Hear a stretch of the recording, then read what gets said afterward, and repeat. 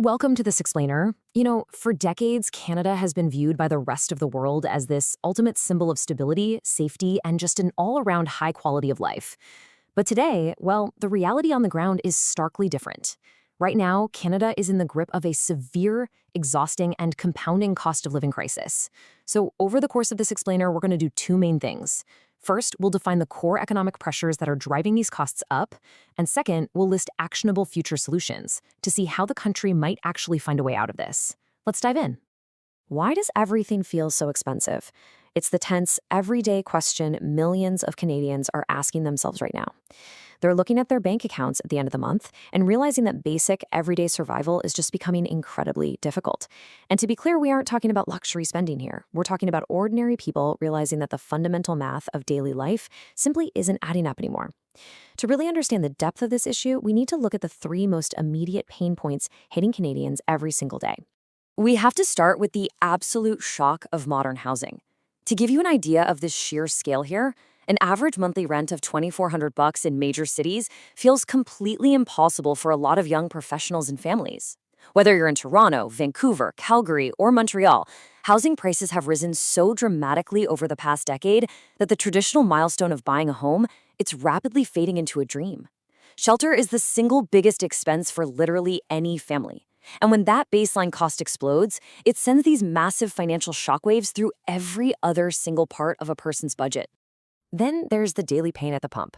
Canada is a geographically massive country, and for a vast majority of its citizens, driving isn't some luxury. It's an absolute necessity just to navigate these really spread out cities. When you combine those long commutes with the harsh realities of Canadian winters, which, as we know, require extra fuel, winter tires, and increased vehicle maintenance, you get a compounding transportation cost. Every time the price of gas ticks up, it acts like a direct tax on your ability to simply get to work or drop the kids off at school. And finally, we can't ignore the grocery bill. Food inflation and global supply chain issues have hit Canadians incredibly hard. I mean, we all know the feeling, right? Walking into a grocery store, buying the exact same items we bought 2 years ago, and staring at a bill that is staggeringly higher. Whether it's expensive meat, rising dairy costs, or even just fresh fruit and veggies, the rising cost of groceries means that even basic biological necessities are causing major financial stress right there at the checkout counter. Section 1. Defining core economic pressures. So the absolute biggest pressure of all is the extreme mismatch between demand and supply in the housing market. Rapid population growth plays a huge role here.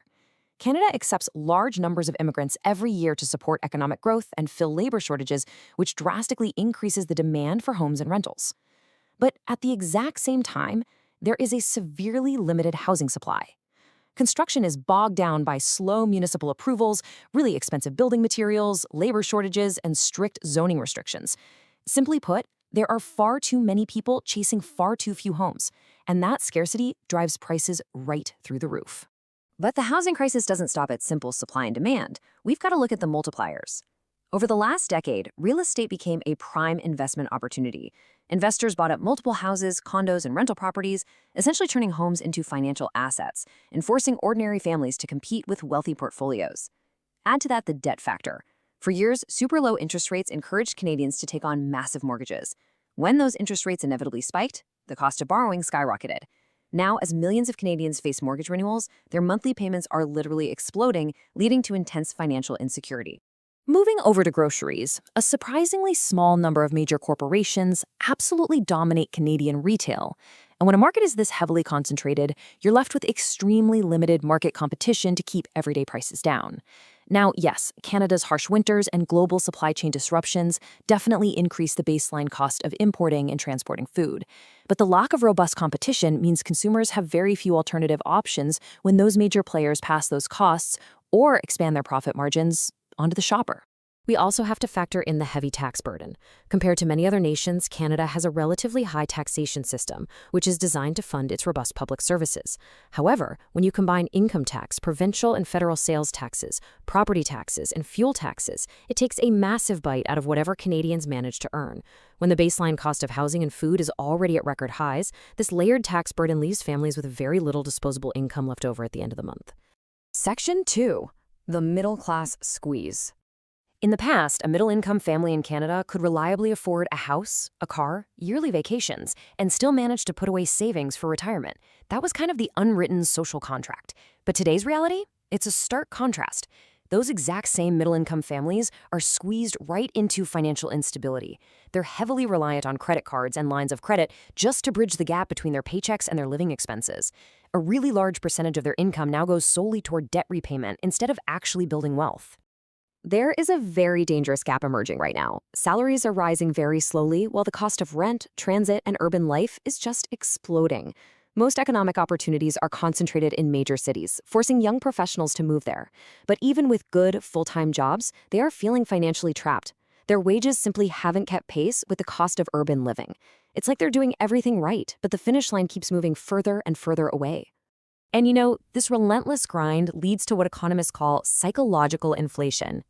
It's a profound psychological exhaustion. It's this emotional drain where young Canadians feel they're working harder than any previous generation, saving less, and watching traditional markers of success become entirely unattainable. They're constantly exposed to rising prices and economic uncertainty. It creates a feeling that no matter how much effort they put in, they are perpetually falling behind. Section 3. Actionable future solutions.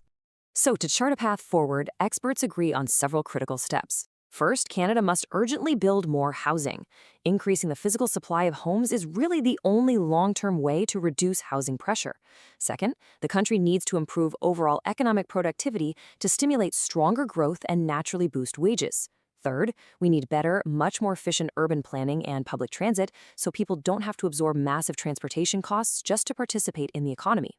Fourth, the central bank has to maintain a tight grip on controlling inflation to restore the purchasing power of the Canadian dollar. And finally, Canada must aggressively encourage strict market competition, especially in the grocery and telecom sectors, to naturally drive consumer prices back down. Now, Canada remains a highly stable, developed, and beautiful nation. It still offers incredible safety, diversity, and public services. But what you should really take away from this explainer is that the baseline has shifted. Affording an ordinary, non-luxury life, just a standard, comfortable existence, has become exceptionally difficult for the average person. The system is currently out of balance, totally squeezed by infrastructure limits, housing shortages, and global economic pressures. Which leaves us with this final provocative thought. As these compounding economic pressures continue to mount, will the cost of an ordinary middle-class life in Canada ever truly feel affordable again? Or are we looking at a permanent new economic reality where the very definition of financial stability has been rewritten forever? It's a massive question that every level of government and every citizen is going to have to face in the years to come. Thanks so much for joining me for this explainer.